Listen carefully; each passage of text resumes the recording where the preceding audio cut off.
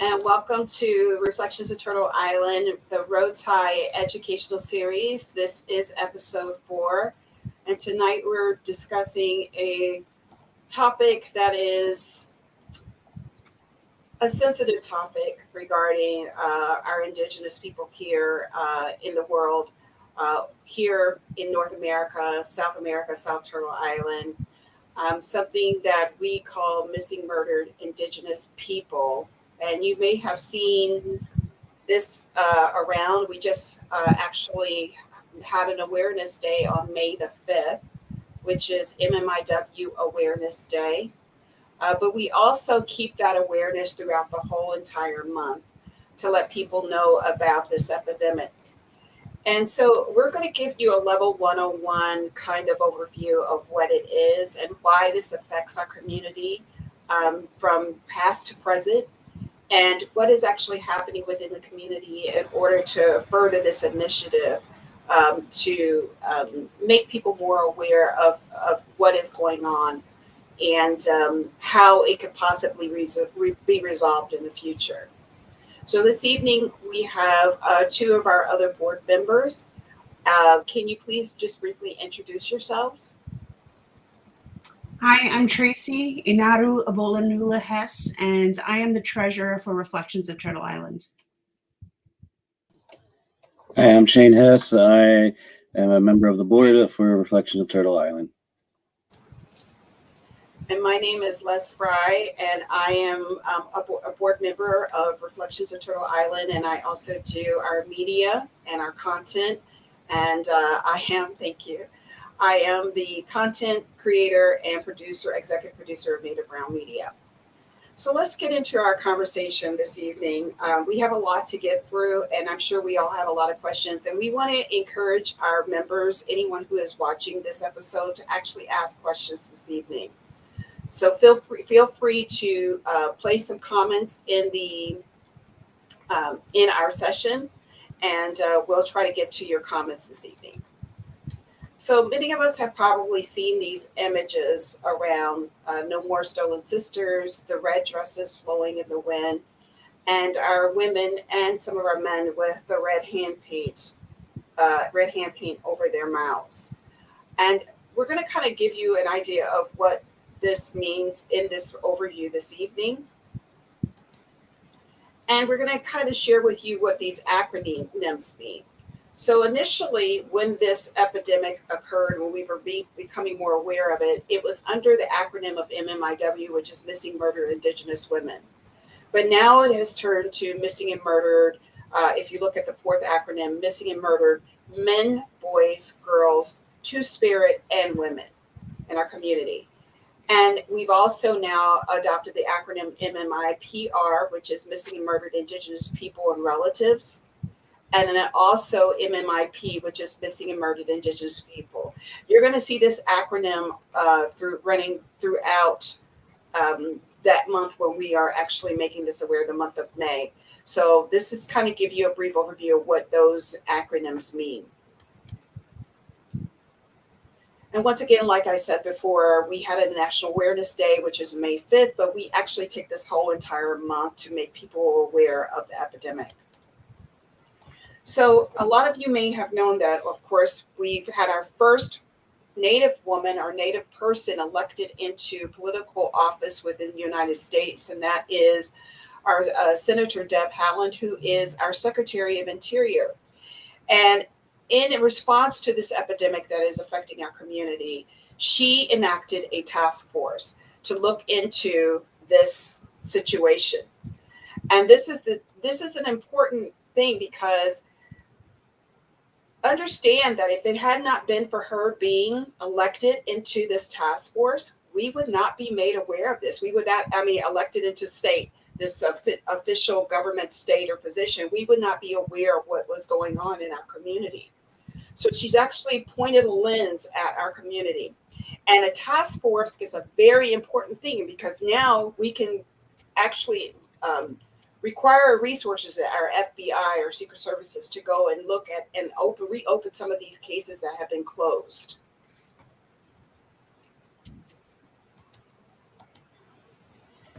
Now, this is a map that actually shows you just the United States as a whole of how many missing and murdered people we have within our community. And per capita, this is a lot.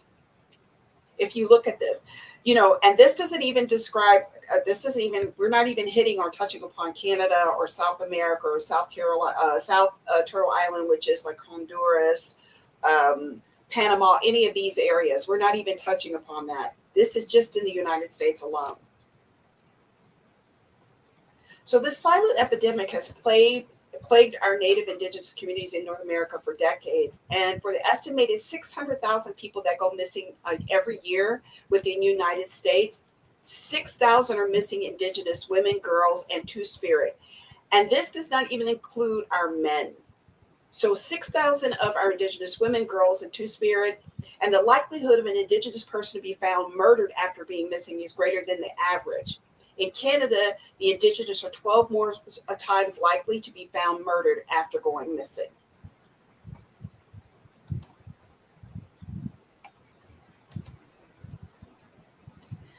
Now, we're going to speak to these statistics, and actually, Tracy and I were talking about this today. This statistic was actually done in 2016, where it stated that 5,712 of our women, and this is just the women of Long, have been logged in as been missing, or 116 cases were logged into the Department of Justice, but 5,712 cases of missing and murdered Indigenous women alone.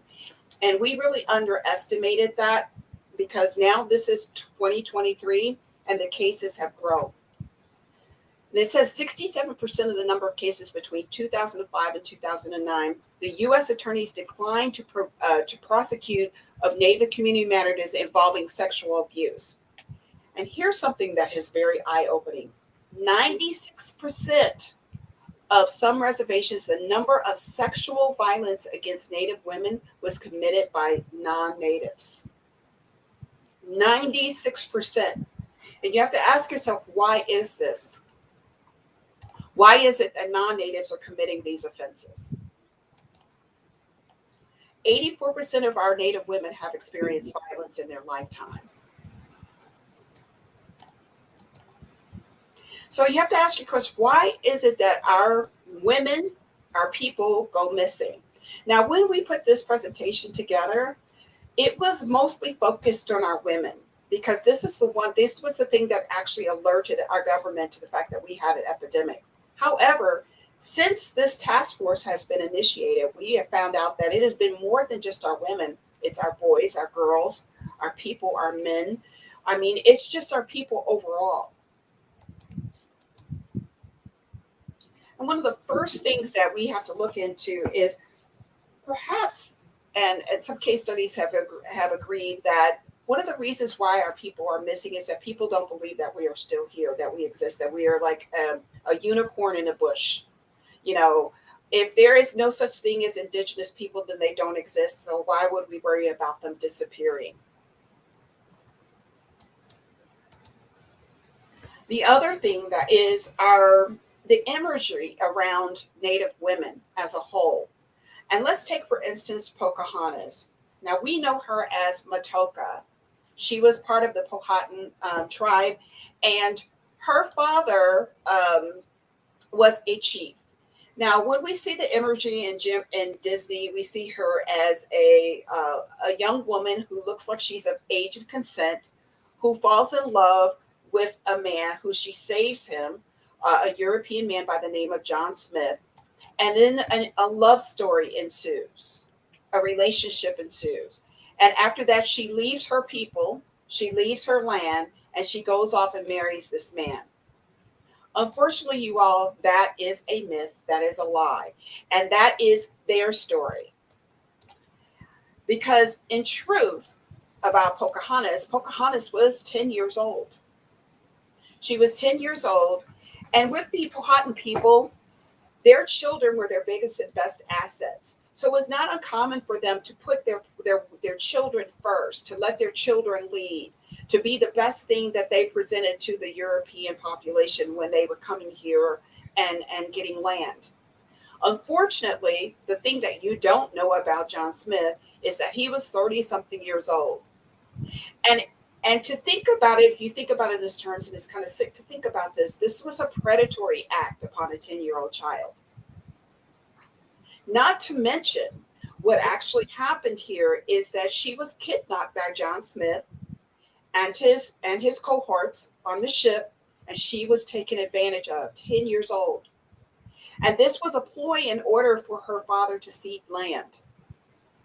What ended up happening is, after he decided to go ahead and cede the land to get his child back, they abducted her and took her to England. And she did not marry John Smith. She actually married a man by the name of John Roth, who was a friend of John Smith's. And imagine this young woman never being able to go back to her land, not being able to see her people, not being able to speak her native tongue, not being able to practice her ways. She died of tuberculosis, and I would say a broken heart,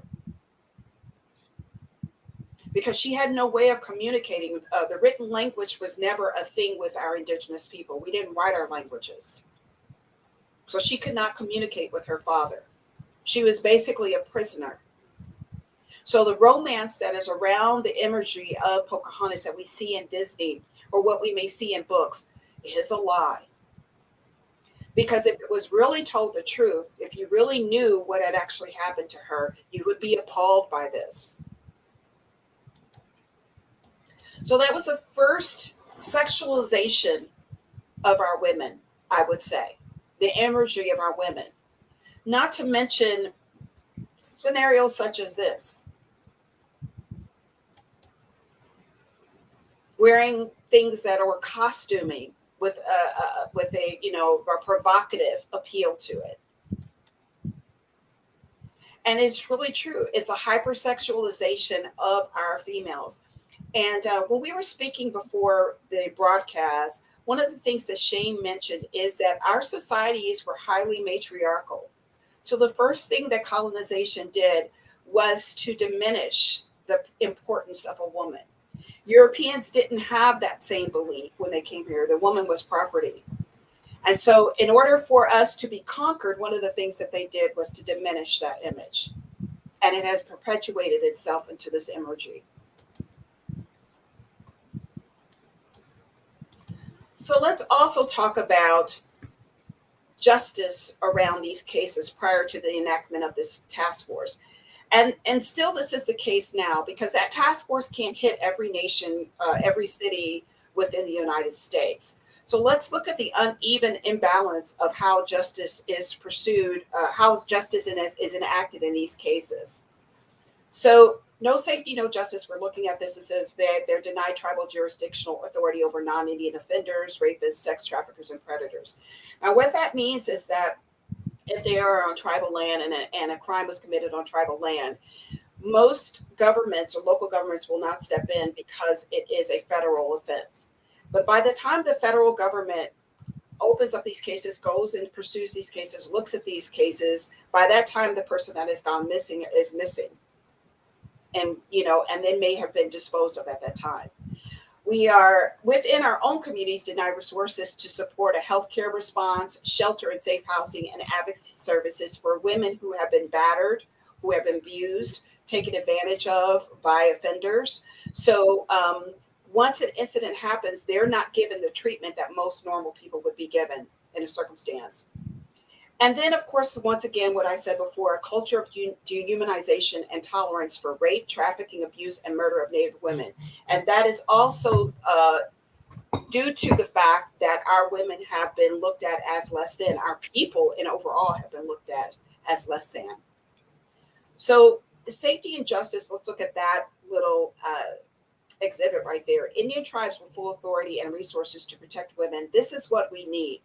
We need within our communities, because we do a lot of times on our reservations have our tribal police. We need to have resources for our tribal police to go after any type of situation that occurs or any type of offense such as this that occurs within our community. We also need to get back to the belief that our women are sacred. This is something that, once I said, is what a belief that we always uphold it, but unfortunately, due to colonization, we have gone far away from that belief. And then we also need to provide support for our tribal families and nations. You know, a lot of our people live in subpar conditions and poverty, in communities that, you know, have to wait on government assistance. So we need more support for our families and our communities, because we have a high level of what I would say brutality, drug addiction, all of these things that affect our community. And this has become such a big issue within our world as overall of Indigenous people all over the world, that the United Nations has a Department of Economic and Social Affairs for Indigenous people. I was told last night that from Micheline Bigman, who just graduated with her degree in law and Indigenous studies, and I'm very, very proud of her. Micheline Bigman is part of the Native American Women Warriors, and she said that this community within the United Nations is supportive of anything that happens within the Indigenous communities, but there have been plenty of countries that have voted not to support Indigenous communities, and unfortunately the American government is one. However, there is, you know, a huge response to take care and protect of our Indigenous people all over the world. The belief within the United Nations is if we support our Indigenous people and we follow our ways, we could save our land. But when I talk about the reason why this is such an epidemic within the United Nations, and why there has been some focus in the United Nations, is because of the encroachment of land, such as the Amazons, such as here in America with big businesses, extraction companies, oil companies.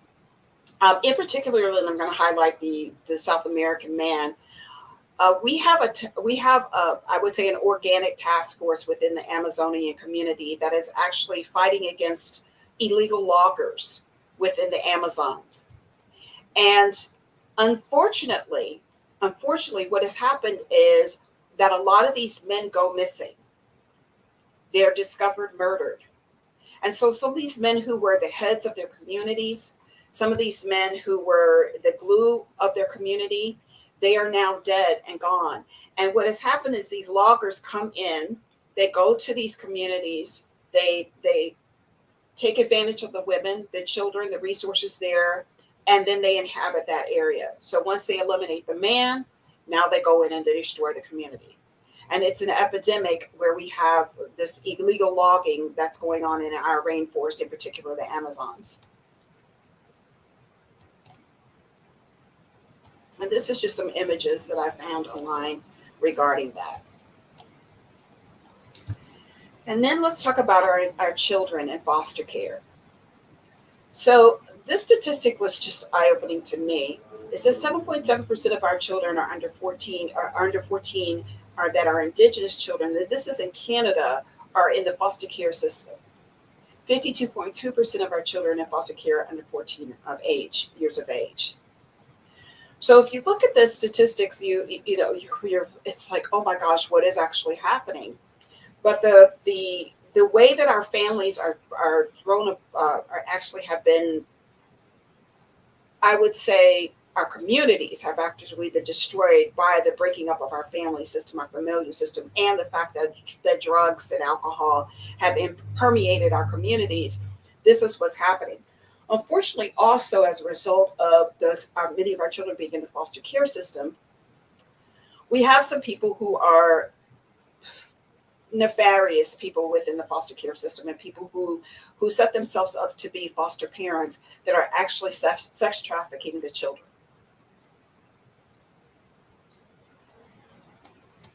And so they go missing. And this is one of the reasons why we really need to support the initiatives of ICWA, because we're trying to make sure that our children are placed in a safe place. Now, it's very hard for us to put a child back in a community or a household where a child is being, neglected in some way. but we are looking for the resources to do that. Let's say that there is another family member that would be able to support those children while their family, the parents are in recovery, a grandmother or an elder. What is happening here is that our American government is not providing any support to that family member to support those children while their parents are in recovery. And so it's a catch-22 because most of our elders live on poverty level. They live on a fixed income, and now they're asked to support children on top of that. So it becomes a catch-22 that they don't have the funds to do this. So one of the things that ICWA is trying to restructure within its community is to make sure that our children are in a safe place and that they're being well taken care of, in particular by a family member. But one of the most horrific things that I found out as a result of what happens with our missing boys and girls is organ harvesting. And I was shocked to find this out recently, that our children are taken to countries where their organs are harvested.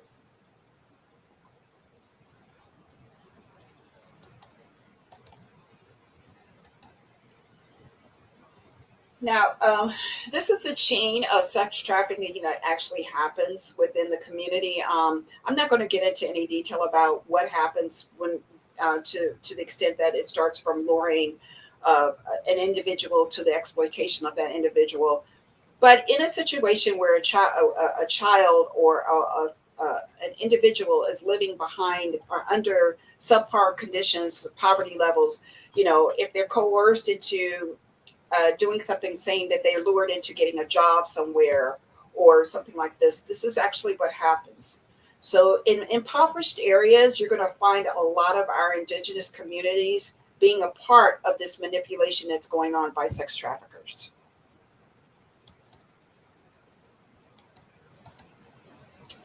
And once again, I'm going to speak to the encroachment on our land.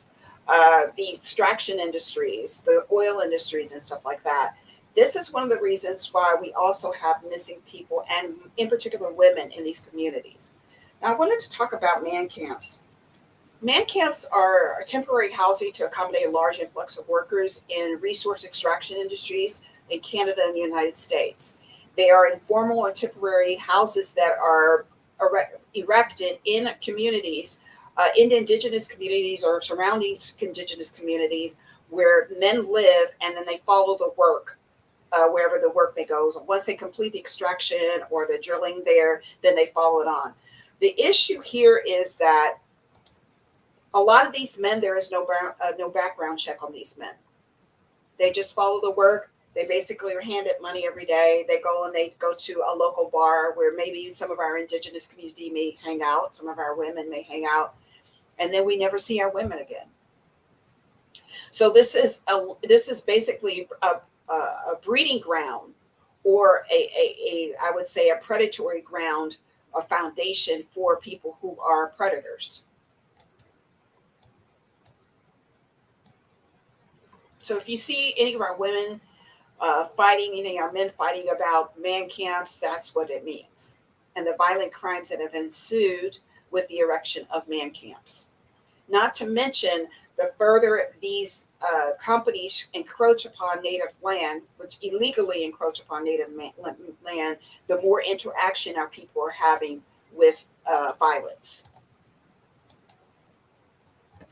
I also wanted to speak to you about reservation and how far reservations are from like local communities or local cities. In particular, I wanted to talk about Pine Ridge and Rosebud Reservation. So when you think about reservations, you think about these communities being in an area where they're very close, where they're very connected.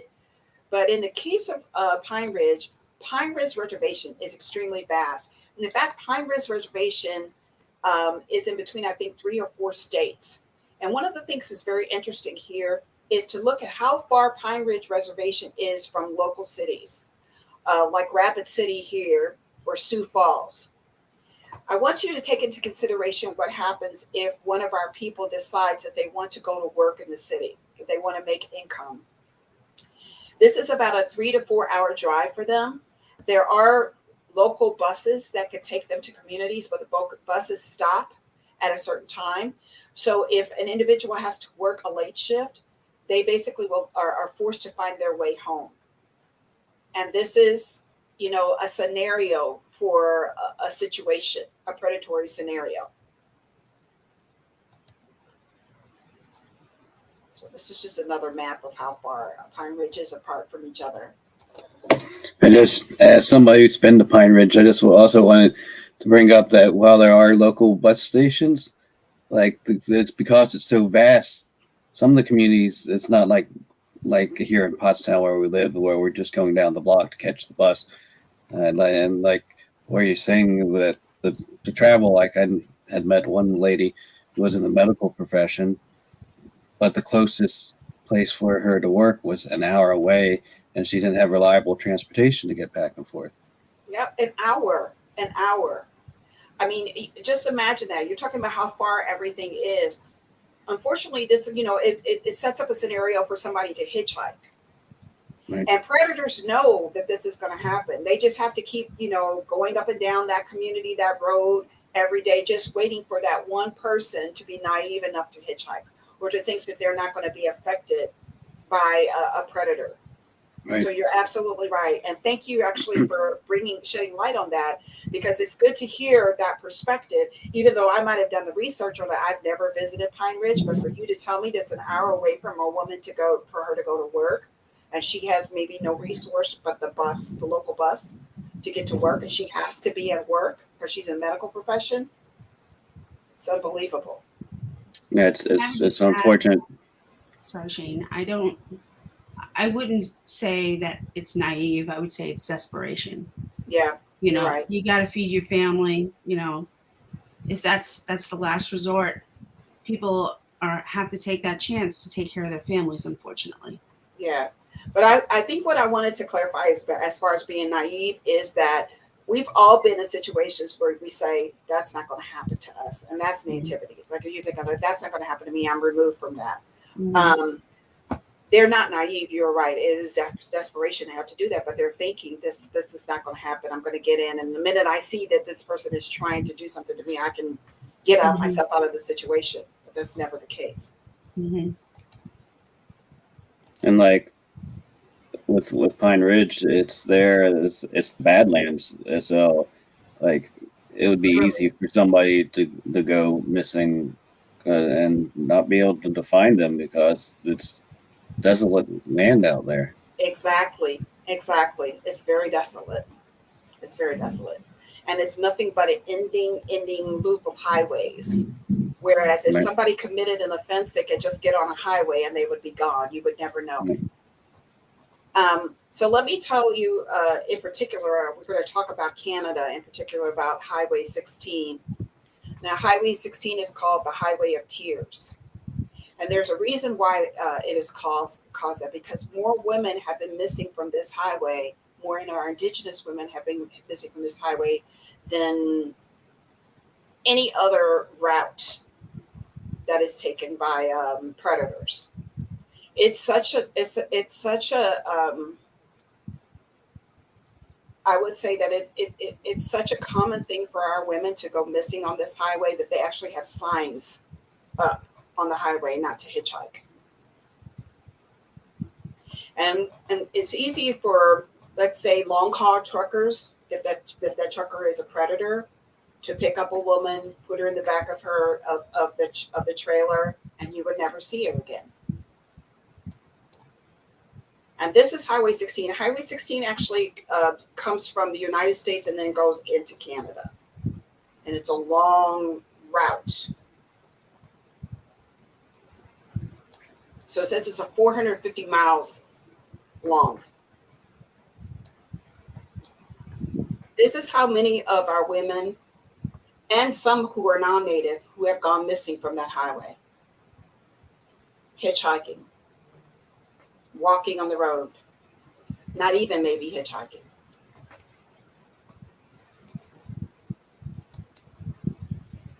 I mean, Crime Stoppers even puts out flyers to give to our women, please don't hitchhike on this road. Unfortunately, Out of desperation, like Tracy said, many of us end up hitchhiking. And when you talked about desolation, Shane, this is desolation. This is Highway 16. It looks like something out of a horror movie.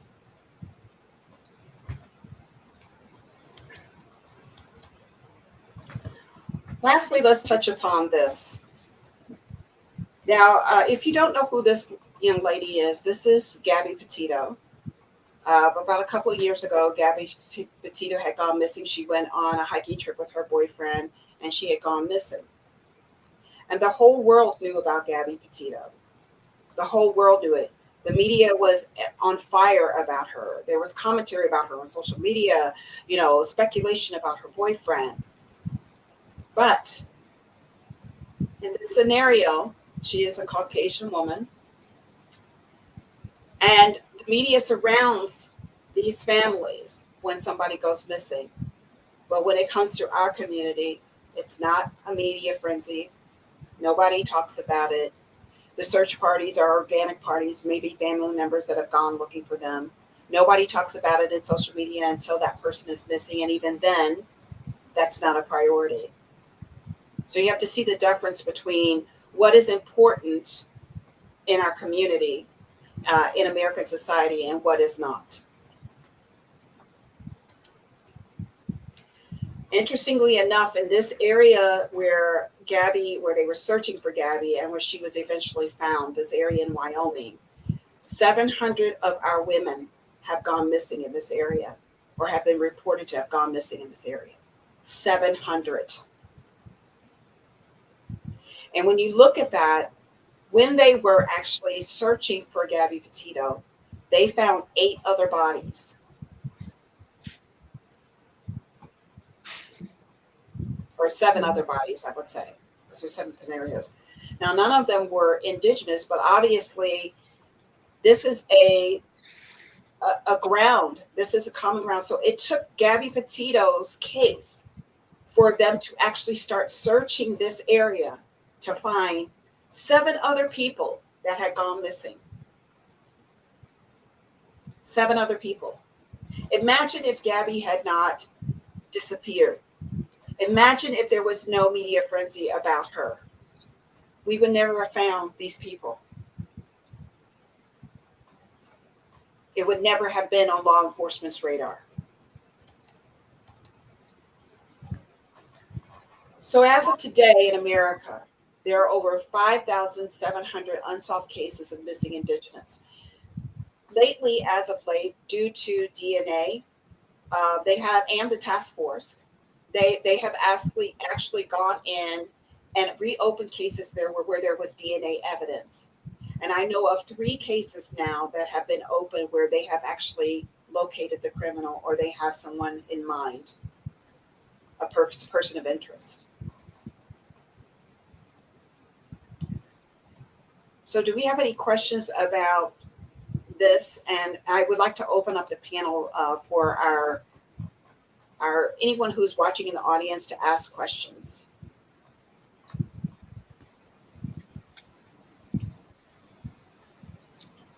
Please feel free to post your questions in any of the chat channels that you are looking at from YouTube or Facebook Live. While we're waiting, I'm sorry, Shane. While we're waiting, I'll just mention, we talked about statistics, and one statistic that is out there is that Native women go murdered and missing at a rate 10 times higher than all other women from all other racial and ethnic groups. Exactly. That's huge. That's 10%. Huge. Yes. 10%.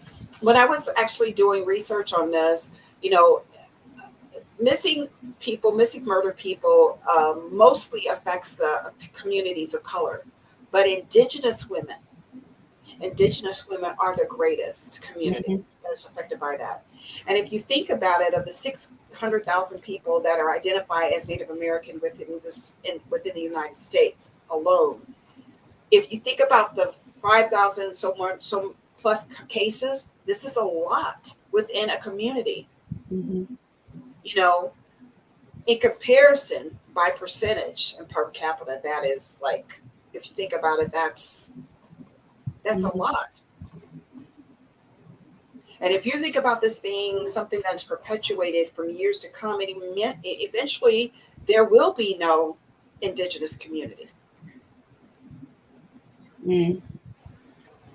We're hoping that, while Deb Haaland is in office, we're hoping that if and when that time comes where she is, no longer can run for office, will this task force still be in place to bring light to this subject?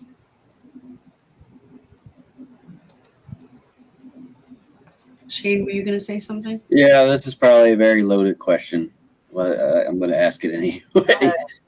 So you were talking about when a crime is committed on the reservation that the local authorities tend to not get involved because it's a federal offense, and by the time the federal government gets involved, it's a little bit too late. Right. How do you think it would impact things if the reservations and the communities were treated more like a sovereign nation and allowed to police themselves and run their own government without the interference of the, we'll call them, colonization, for better? You mind if I take that list? Yeah, go ahead. So one of the major problems is that, there's amongst all of the various communities, they have their own tribal police. Then there's the federal police. And then if you cross state lines, then you're talking about another country, Canada. And there is no real good way between all of those institutions to share information. And so I think there are folks out there that are trying to fix that. How do we get a common database, a common place where we can have, information on the people who are missing, where they were last seen, do something similar to an Amber Alert, so that people in that area get notice on their phones. Like, this is all stuff.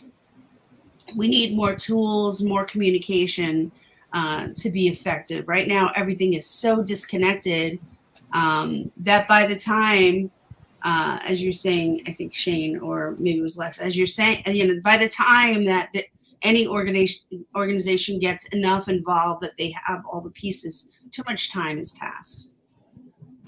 Not to mention that because most of our nations are government subsidized, the resources to train our police forces, to actually have things at hand where they can go and pursue these cases, they don't have any.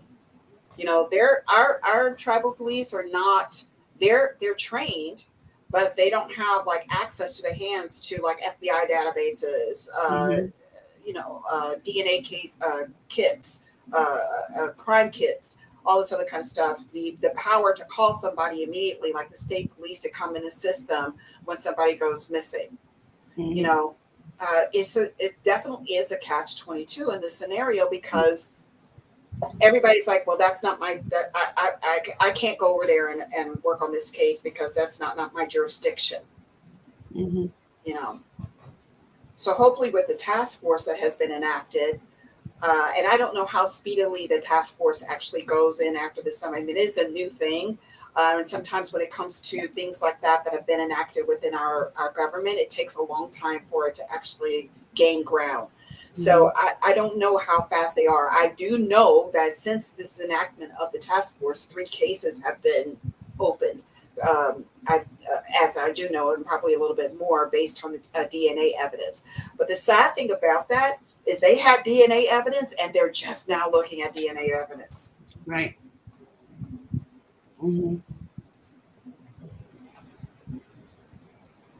Any other questions? Go ahead. If you had mentioned the organ harvesting, how, without it being a yes/no question, there's laws to prevent that. Why isn't that preventing it? So when a child is trafficked out of it's a very, I would say, there's an intelligence behind traffickers. They have a system, a very complex and I would say tight knit system that people would never know if somebody is missing. They would never know. And in some indigenous communities, because of poverty, people actually sell their children for money, thinking that they're going to go overseas to work. And then actually they're going to these harvesters. When I was a flight attendant, I saw this happen a lot of times when I was going back and forth from the Dominican Republic. These young girls sold to these old European men. You know,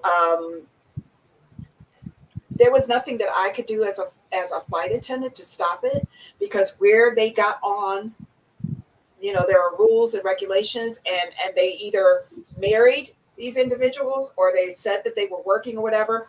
I didn't have the time as a flight attendant to go in there and delve into why a child would be traveling with an older gentleman.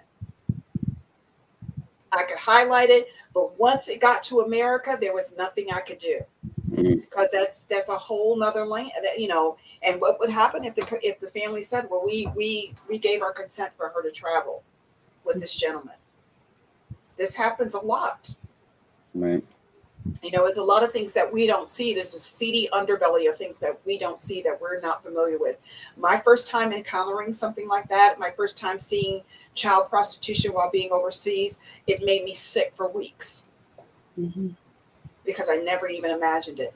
So these complex systems that are enacted for traffickers to get children, to whisk them out of the country, to get them overseas, they know what they're doing. And so it becomes, you know, I don't know how far our FBI or our government have infiltrated this, and some even believe that our government is in cahoots with it. Sad to say. Anything else? So I think it's obvious why this is important to our indigenous community. Why or how do I make it important to my neighbor next door? And that's what somebody said, what can we do? So, I mean, and Tracy, I would like you to speak to this as well. This initiative, the MMIW, I think that I would say in the last 5 years, I started seeing it become more prominent. The thing is that most people didn't know about it. I would say share, talk to people, give them statistics, make them aware that this is happening in our communities. My sister, who is a detective, had no idea that this was happening with her Native relatives. Had no idea. You know, we have to start telling people that this is happening. We have to actually go and put laws in place that our people are protected and seen. But unfortunately, we're fighting so many other battles. You know, the encroachment on our land, who's sovereign, who is not, just everything. You know, I think the biggest thing that we should do is support also the initiatives that have been put in place by the United Nations. You know, but just make your community aware that this is happening. You know, share photos of people who have gone missing. Share stories of people who have been found, or if it has been resolved, a case has been resolved. Let people know that this is happening to our community. And just tell the truth. You know, so many of us have believed the story about Pocahontas. Tell the truth. When somebody starts talking about that, just say, hey, this is the truth regarding this situation. Tracy, would you like to add something? Well, I agree with, you know, knowledge is power, and we have to shed a light on this. And so there's lots of ways you can do that. You know, in this age, social media is a huge way to get the word out. So share and reshare this video. There's lots of memes and other informational stuff out there that you can share. Excuse me. And we were talking about before, like some of the TV shows that are out right now. Yeah, we're that's where I was mentioning- going to go next. Yeah, Sorry about that. I had that's a okay. frog in my throat for a second. That's okay. So definitely that helps. You know, I mean, there's also a lot of places you can buy shirts. Like I have one that says "No More Stolen Sisters." I was at the bus stop waiting for my son, and I wore that shirt. And one of the moms was like, "What does that mean?" And so that was an opportunity for me to educate them about this problem because so many people don't even know about it outside of Native communities. And then I would say the third thing is to engage your members of Congress. Make sure that they know this is important to you and that you want them to create legislation that will protect Indigenous people.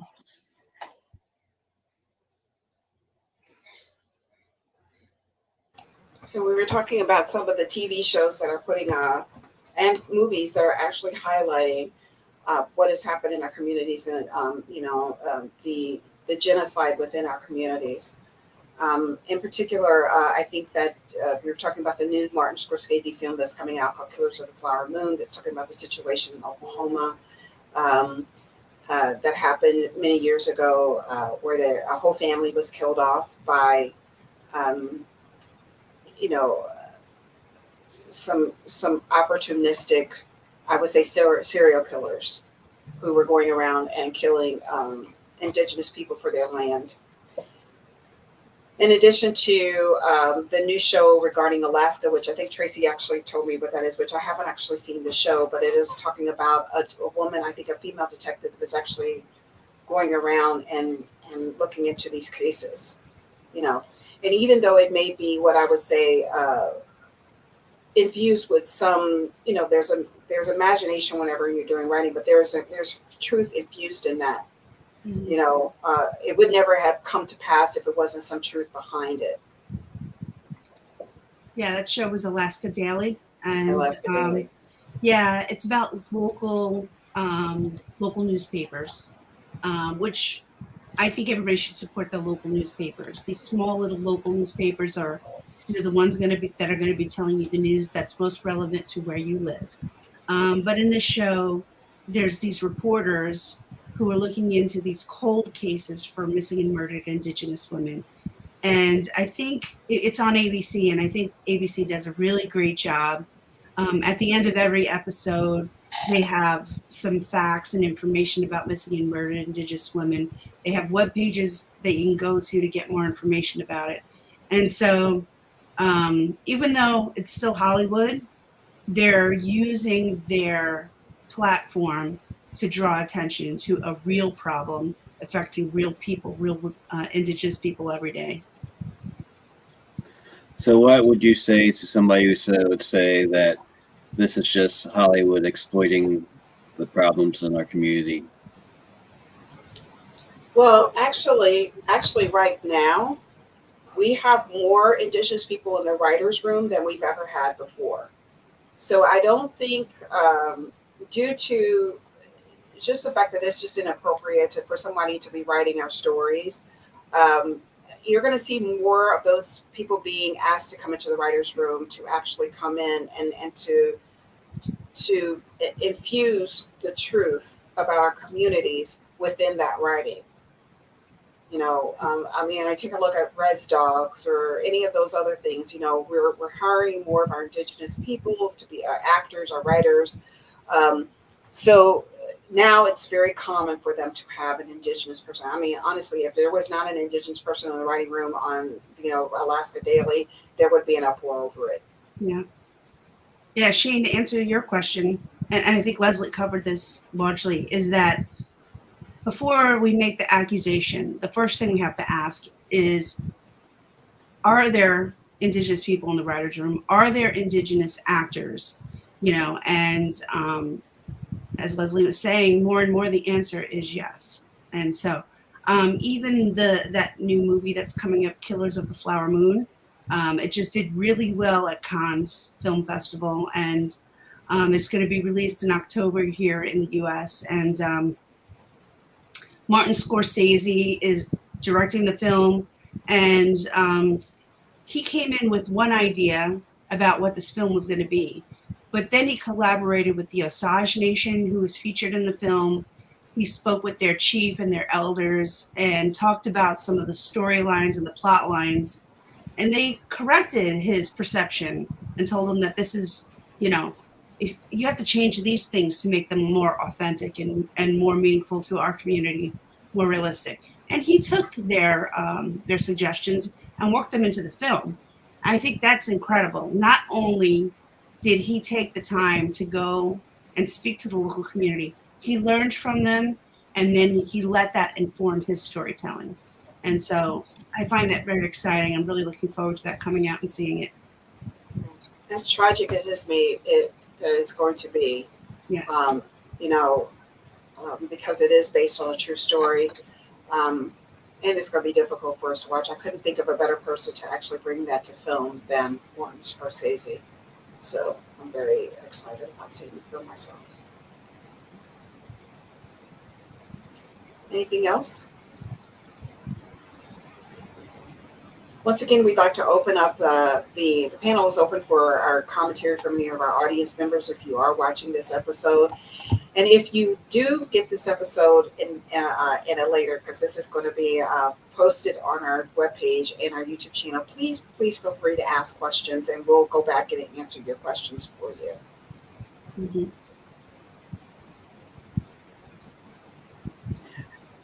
One thing that I did forget to do, and then we open up usually any of our shows with, I've been kind of remiss on this lately. We can have a whole discussion on land acknowledgements, but I think honestly it's kind of appropriate for us to actually do this land acknowledgement now, because what this land acknowledgement actually says is about the fact that we need to tell the truth about our communities, and that we need to support those truths. So let's go ahead and do our land acknowledgement before we close out. We have 5 minutes.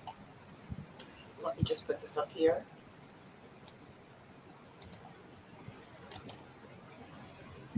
So let's pause for a moment to acknowledge the traditional stewards of the lands that we now reside upon. For all of us, we all reside on the land of the Lenape people and their ancestors, descendants, and all indigenous people who live now and forever have lived in our regions of Turtle Island and beyond. But more than acknowledgement, let's honor and support our existing indigenous communities by helping them continue their land-based practices, traditions, and way of life, by dispelling false narratives about their history and the people while promoting their authentic truths, helping them heal from past wrongs and offenses, assisting them in protecting and restoring back to life the health and land of our land, nature, and water, which brings life. Thank you. So with 5 minutes left in our broadcast, what do you feel that you've gained out of this? Because Shane, actually, this is your first time actually hearing this presentation. What do you feel like you've gained as a result of learning a little bit more about MMIW, MMIP, and MMIW, MWBG, and Two Spirit? It's deep in my perspective. For me, I guess I was thinking of more of like a lot of it was around the sex movement, but that the problem runs much deeper than just that. That it's like an onion. There's many layers of it, and then to resolve this problem is going to take a multi-front attack to take it down. Mm-hmm. And some of this is just, it's sad. It makes me want to cry. To think that a child would be stolen and taken overseas to harvest their organs is just a deplorable thought. I think the exploitation of our community, just in particular our communities of color here in the United States and worldwide, is one of the issues that it's going to take many years to dismantle. The sad thing about it is that there are so many things that we are fighting for, and we've experienced a regression in our country in the last 4 or 5 years. When we get 10 paces ahead, all of a sudden we're 5 paces back. like to use this terminology too often because I feel like this word has been weaponized, but we must be awake. We must be woke about these scenarios. We are so content living in our communities where we're unbothered by this kind of stuff. Meanwhile, we have people who have been traditionally, I would say, destroyed, suffering within our communities that we don't even know about. So it's very important with the internet in our hands, with all the access that we have to information these days, to really find the truth out about these stories. The minute somebody says something to you, even if you don't believe it, go look it up. See what the truth is behind that. Watch programs such as this where you're being educated on what the truth is, because you'd be surprised. And just you telling the truth is the beginning of helping. It's the beginning of you taking a stance on something that has been completely, that's been a lie. Now, history, as I said, it is always from the perspective of those who colonize. It's his story. But we need to tell our stories. And in our stories, there's the truth. It's a shame that, when the colonization began, the indigenous people were dehumanized, and here we are hundreds and hundreds of years later, and it's still happening. Yeah. The sad thing is that it was meant to annihilate, to wipe us out. But as they always say, we're still here. And we're still going to keep those stories alive, and we're going to tell the truth. We're still here. We may look different. We may be passing as something else. We may be labeled or misidentified as something else. But all of us contain the blood of our ancestors and the original sovereign people of this land. And the one thing that we can do to honor those ancestors is to tell their truth. Right. Absolutely. Right. We're at the 8:00 hour, I believe. Thank you all for coming on and having this discussion. I know it's a very difficult discussion. We're happy to provide any resources that you may have. Please support any of those initiatives, MMIW National, MMIW IP within your own community. So support them. And make sure you lift up the voices for the people who are voiceless, for those who have been lost and have gone missing in our communities. Tell their stories until they're found, until they're brought home to their families. Thank you so much. Leslie. Thank you, Shane.